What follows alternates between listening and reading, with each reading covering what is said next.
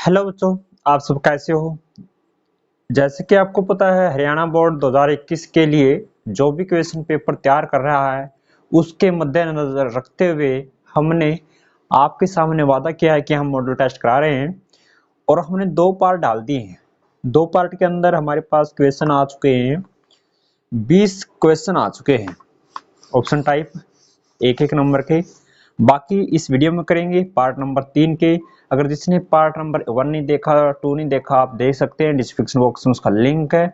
और वीडियो को ज़्यादातर लाइक कीजिए, शेयर कीजिए। आइए स्टार्ट करते हैं पार्ट नंबर यानी क्वेश्चन नंबर 21।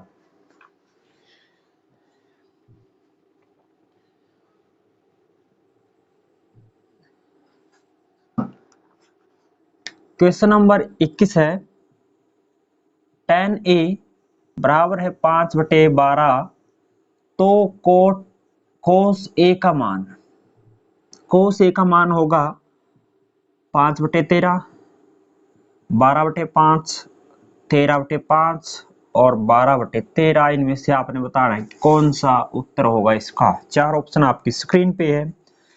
tan A बराबर 5/12 है, तो cos A का मान क्या होगा, जल्दी से देखो। बच्चों, इस पे एक क्वेश्चन बिल्कुल 100% आएगा। लिखवा लो या लिखवाओ या बाद में लिखवाओ, या आते ही वीडियो को देख लेना।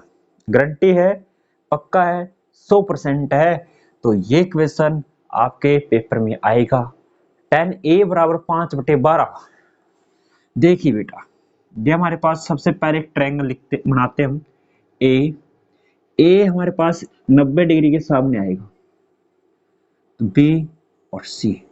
tan का मान क्या होता है? tan का मान होता है लंब बटे आधार। लंब बटे आधार, लंब होगा 5, आधार कितना होगा 12, तो 5/12। राइट। अब आप बोलेंगे कि सर AC का मान तो नहीं हमारे पास। AC का मान कैसे निकालते हैं? AC का मान निकालते हैं पाइथागोरस प्रमेय के द्वारा। पाइथागोरस प्रमेय क्या होता है हमारे पास? कर्ण का वर्ग किसके बराबर होता है? आधार का स्क्वायर प्लस लंब का स्क्वायर। ऐसे निकाल सकते हैं। AC का स्क्वायर किसके बराबर होगा बेटा? कि 5 का स्क्वायर प्लस में 12 का स्क्वायर। 5 का तो 25, 12 का 144, 144 और 144 और 125 कितना होगा कुल? 169, 169। तो AC का स्क्वायर। अब दोनों और करेंगे क्या? Square root. तो कितना होगा? AC का मान होगा कितना? 13। तो AC हमारे पास कितना होगा? 13 होगा। अगर हम मान निकालने से पहले सबसे पहले आपको तीनों साइड का पता होना चाहिए, आधार का भी, लंब का भी और कर्ण का भी, तभी आप कोस का मान निकाल सकते हैं। अब निकालना है कोस A का। तो कोस का मान क्या होता है कि आधार बटे कर्ण, आधार बटा कर्ण, तो 12/13 इसका राइट ऑप्शन होगा, 12/13। इस तरीके से आप कर सकते हैं। क्वेश्चन नंबर 21 था, बिल्कुल आसान सा। तो आइए स्टार्ट करते हैं आगे। Question number 22।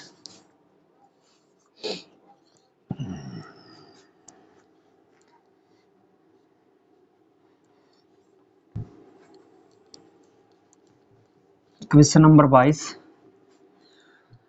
क्वेश्चन नंबर 22 है कि 2 tan 30 1 plus tan square 30 degree का मान होगा, क्या होगा? sin 60, cos 60, tan 60, cot 60। कितना होगा? सेट। तो अब लिखेंगे क्या? 2 गुणा में tan। tan 30 का मान कितना होता है बेटा? tan 30 का मान तो 1/3 और 1 plus tan square 30। tan square 30, tan का 30 का मान होता है 1/3। तो 1/3 का क्या करना है? स्क्वायर। अगर यहाँ पर स्क्वायर है तो यहाँ भी स्क्वायर करेंगे। इसने क्या कोट कर दिया? अब लिखेंगे 2/3, 2/3 और नीचे होगा 1 प्लस 1/3। तो इसके नीचे 1, इसके साथ इसकी गुणा, इसके साथ इसकी गुणा, इसके साथ इसके साथ। ओके, 2/3 और नीचे होगा 3 एकम 3 और 1 एकम 1, 3 एक 4, 4/3। इस प्रकार से हुआ। अब जो 4/3 पलट के क्या होगा? 3/4। 2 पे इसको डिवाइड करेंगे तो कितना होगा 3 बटा वर्गमूल 2 वर्गमूल 3। तो 3 को क्या लिख सकते हैं वर्गमूल 3 गुणा वर्गमूल 3, नीचे था 2 वर्गमूल 3, वर्गमूल 3 से वर्गमूल 3 कैंसिल, कितना बचा 2 बचा। अब 2 तो बचा और ऊपर कितना है वर्गमूल 3 बटा 2। इनमें से आपने चेक करना है कि वर्गमूल 3 किसका मान होता है। तो वर्गमूल 3 किसका मान होता है साइन 60 डिग्री का होता है, साइन 60 डिग्री का होता है।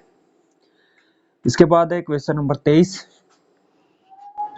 क्वेश्चन नंबर 23 करेंगे अब। तो क्वेश्चन नंबर 23 के हमारे पास है एक चित्र दे रखा है इसमें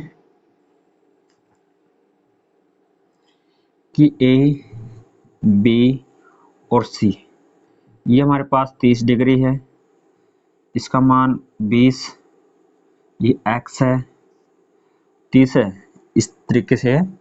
तो इसका x का मान ज्ञात करना है। पहला आंसर है 20 वर्गमूल 3 बटे 3 और b है 20 वर्गमूल 3 और तीसरा है 10 वर्गमूल 3 बटे 3 और d है हमारे पास 10 वर्गमूल 3। ये है। तो कैसे करेंगे इसको, कैसे करेंगे कर सकते हैं। देखिए बेटा हमारे पास निकालना हमने तो ए बी का मान है, हमारे पास दे के रखा है बी सी, तो इसको लिखेंगे हम ए बी बटा में बी सी, ए बी बटे बी सी। तो tan का कितना डिग्री 30 डिग्री, लंब बटा आधार tan के बराबर होता है। tan कितना लिखेंगे 30 डिग्री, जैसे हम नॉर्मल चैप्टर में करते थे वैसे इसके अंदर करना है। ए बी का मान तो x है और बी सी का मान तो 20 है और tan 30 का मान तो 1 बटा वर्गमूल 3 होता है, गुणा करेंगे तो x वर्गमूल 3 x बराबर है 20, तो x बराबर है 20 बटे वर्गमूल 3। है कोई ऑप्शन 20 बटा वर्गमूल 3 इसके अंदर है नहीं है, तो इसका हर का प्रमेयकरण कर देते हैं हम। हर का प्रमेयकरण, हर का प्रमेयकरण वर्गमूल 3 से ऊपर गुणा वर्गमूल 3 से नीचे गुणा, तो 20 वर्गमूल 3 बटा में 3, वर्गमूल 3 की और वर्गमूल 3 की गुणा कितनी होगी 3 होगी, तो 20 वर्गमूल 3 बटा 3 इसका होगा एक पहला option right. Okay next question आपकी स्क्रीन पे बेटा 24वां क्वेश्चन, ये एक एक नंबर के चले हुए अभी तक, क्वेश्चन नंबर 24 से पहुंचे अभी। 7 सेंटीमीटर त्रिज्या वाले वृत्त की परिधि होगी, 7 सेंटीमीटर हमारे पास रेडियस है 7 सेंटीमीटर। 24वां क्वेश्चन है हमारे पास दीपक रिवीजन का। तो वृत्त की परिधि ज्ञात कीजिए, वृत्त की परिधि। देखो बेटा वृत्त की परिधि और परिमाप एक बात होती है, परिधि भी और परिमाप भी बात एक है। सूत्र कितना होता है 2 पाई आर, कितना होगा 2 पाई आर, 2 गुणा में पाई का मान 22/7, आर हमारे पास कितना है 7, 7 से 7 कैंसिल, तो 22 की 2 के साथ गुणा कितनी होगी 44, तो कितनी होगी 44।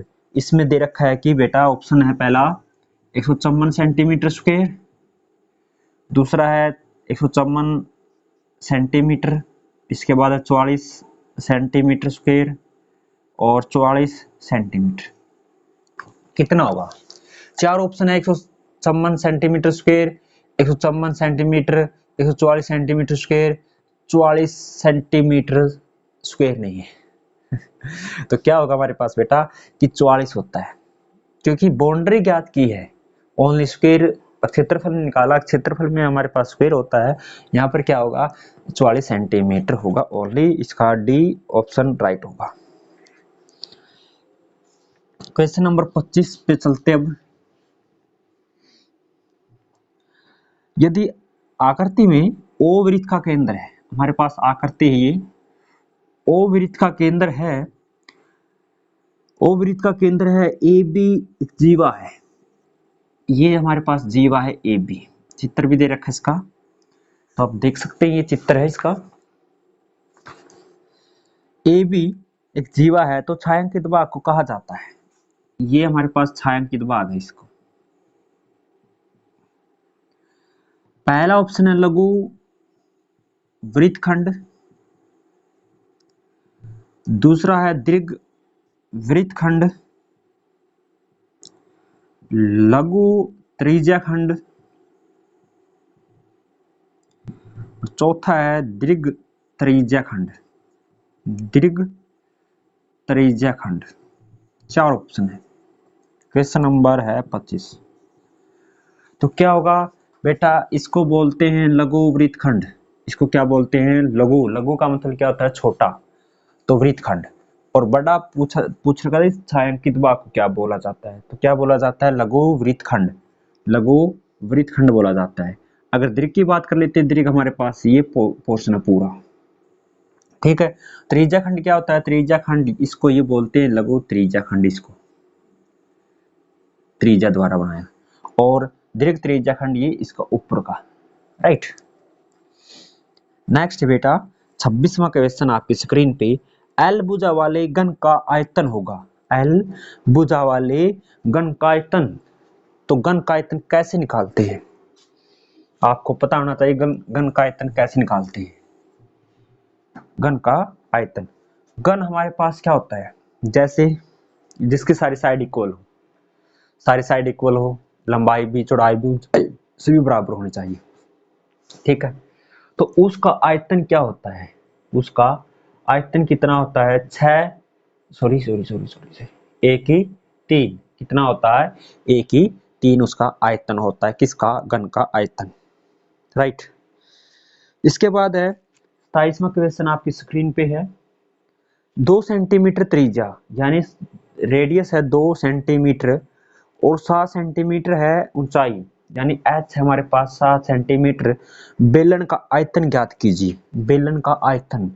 तो आपको अगर फार्मूले याद है तो ये क्वेश्चन तभी पॉसिबल है, अदरवाइज नहीं कर सकते आप कितना भी जोर लगा ले।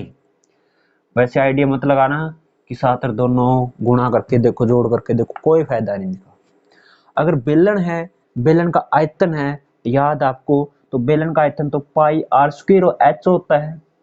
पाई आर स्क्वायर एच होता है। तो पाई का मान तो 22/7, आर हमारे पास क्या है? 2, 2 गुणा में 2, एच कितनी हमारे पास? 7, 7 से 7 कैंसल, 4, 4 की 22 के साथ कितनी होगी? 88 सेंटीमीटर क्यूब होगा इसका ऑप्शन। 88 सेंटीमीटर क्यूब इसका आयतन होगा। इसके अंदर तीन ऑप्शन इस टाइप के दे रखे, चला के 88 सेंटीमीटर क्यूब, इसके बाद 88 सेंटीमीटर स्क्वायर, फिर इसके बाद 88 सेंटीमीटर, इस टाइप के क्वेश्चन दे रखे हैं 352/21। तो कौन सा ऑप्शन होगा इसका? ए ऑप्शन राइट होगा। ए ऑप्शन क्या होगा? राइट होगा। ओके। नेक्स्ट करते क्वेश्चन नंबर 28। अब चैप्टर नंबर 14 की तरफ आते हैं हम। Chapter number 14।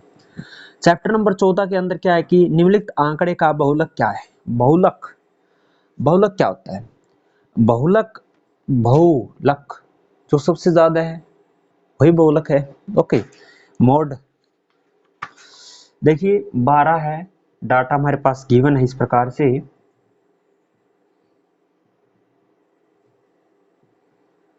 ये हम डाटा लिख लेते हैं।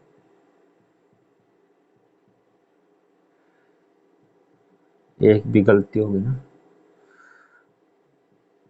ठीक है। 3 6 9 9 और 5 14, तो 4 4 8 8। ठीक है। बहुलक क्या है? बहुलक का मतलब क्या है कि इसमें आपको क्या नजर आता है कि जो सबसे अधिक बार आया है, सबसे अधिक कौन आया है? तो सबसे अधिक कौन आया है? 12। 12 इसका बहुलक होगा। 12 आप देख सकते हैं कितनी बार आया है? 4 टाइम आया है। तो इसका बहुलक कितना हुआ? 12 हुआ, या 4 नहीं 12 हुआ। अगर ये पूछा जाता कितनी टाइम कितनी बार आया, तो 4 बार आया है। कितना है इसका बहुलक? 12 होगा। जबरदस्त क्वेश्चन आपकी स्क्रीन पे। प्रोबेबिलिटी इवेंट की 0.01 है तो पी नॉट की घटना न होने की प्रायिकता ज्ञात कीजिए। आज लिखा लीजिए कि ये क्वेश्चन बिल्कुल आपके एग्जाम में पूछा जाएगा।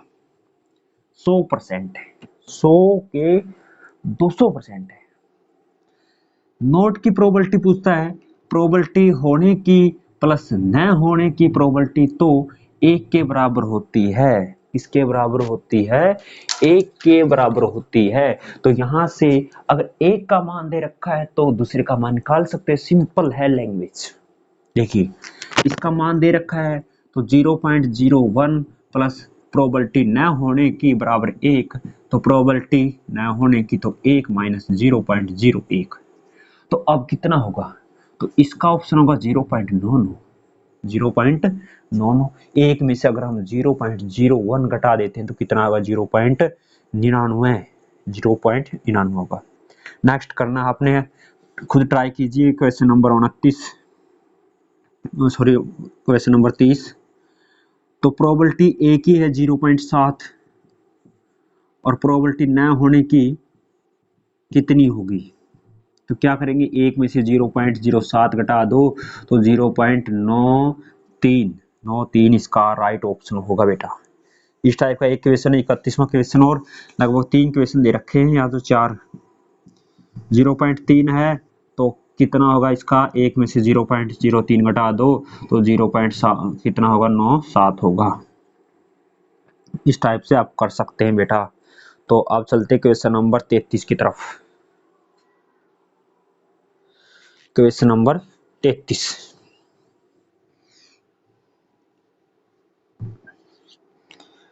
तो क्वेश्चन नंबर 33 क्या कहता है कि 17/8 को दशमलव रूप में लिखिए। क्या बोला इसने? कि 17/8 को दशमलव रूप में लिखना है। दशमलव रूप में आप डायरेक्ट लिख सकते हैं। तो कैसे लिख सकते हैं? 17 को 8 से भाग दीजिए। 17 को अगर हम 8 से भाग दे देते हैं तो कितना होगा? 2 पे 16, 1 कितना होगा? 0.2 बचा। तो इस तरीके से आएगा 8×5 लगभग कितना होगा? 2.125 होगा 17/8 को। तो सिंपल है। एक नंबर का तो ऐसे ही करना पड़ेगा। एक संख्या दूसरी संख्या से दुगुनी है तो उसका योगफल 150 है, तो बड़ी संख्या क्या होगी? क्या होगी? देखो 34वां क्वेश्चन है कि एक संख्या दूसरी संख्या की दुगुनी है और उनका योग 150 है, तो बड़ी संख्या क्या होगी? बड़ी संख्या क्या होगी? इसको करने के 2 तरीके हैं। 2 तरीके कैसे कर सकते हैं? देखो एक समीकरण बना के एक समीकरण हम एक में से बना सकते हैं। कैसे करेंगे? देखिए एक संख्या दूसरी की दुगुनी है। मान लेते हैं एक संख्या x है, दूसरी संख्या y है। ये हमारे पास छोटी संख्या है और ये बड़ी संख्या है। एक संख्या दूसरी की दुगुनी है, दूसरी संख्या की दुगुनी है, ये दुगुनी, तो इसको हम कितने से गुणा करेंगे? 2 से गुणा करेंगे। सिंपल। यानी x माइनस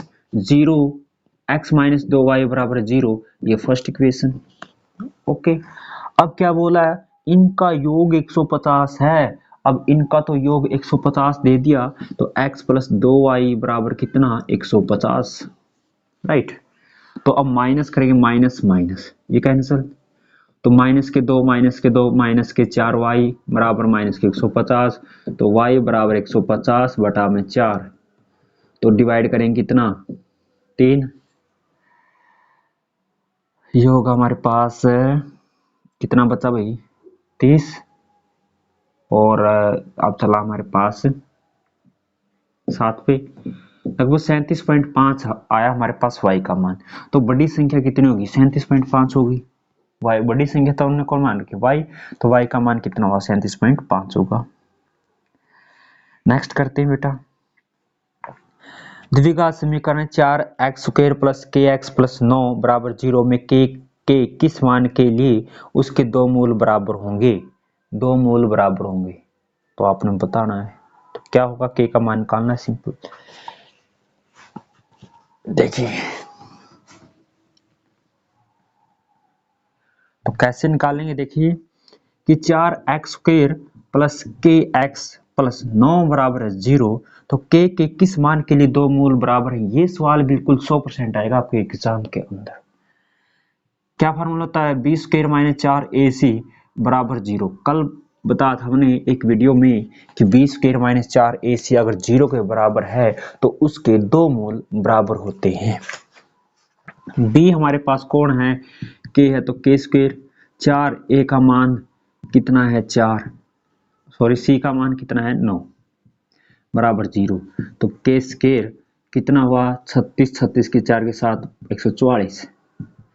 तो के स्क्वायर बराबर कितना 144, तो के बराबर कितना होगा 12, दोनों ओर करेंगे वर्गमूल, ठीक है। तो कितना होगा हमारे पास 12 होगा के का मान, यानी दो रूट होंगे इसके 12 और 12। बेटा इस तरीके से आप कर सकते हैं। अब करेंगे हम इसका नेक्स्ट 0.6, 0 पॉइंट आप कर सकते हैं 0 पॉइंट। नेक्स्ट क्वेश्चन है 36वां 0.6, 0.1.7, 2.8, 3.9 का प्रथम पद और सार्वंत्र क्या है। प्रथम पद क्या होता है, पहला पद 0.6 है। डी कैसे निकालते हैं, a2 माइनस a1, तो 1.7 माइनस 0.6, तो 1.1 इसका क्या होगा, डी होगा। नेक्स्ट करते हैं, यदि दो त्रिभुज ABC है, दो त्रिभुजें ABC और DEF इस प्रकार है कि AB बटे DE और BC बटे EF बराबर है CA बटा FD किसके बराबर है, 2/5 है, 2/5 है। तो एरिया ऑफ त्रिभुज ABC बटे एरिया ऑफ त्रिभुज DEF किसके बराबर होगा। तो किसके बराबर होगा बेटा, कोई भी साइड यानी तीनों साइड का जो रेशो है 2/3 होता है, तो 2/3 यहाँ पर रख देते हैं, तो इसका स्क्वायर करेंगे तो 4/25 होगा, तो 4:25 होगा। ठीक है, ये रूल है 4.4 के अंदर लगता है।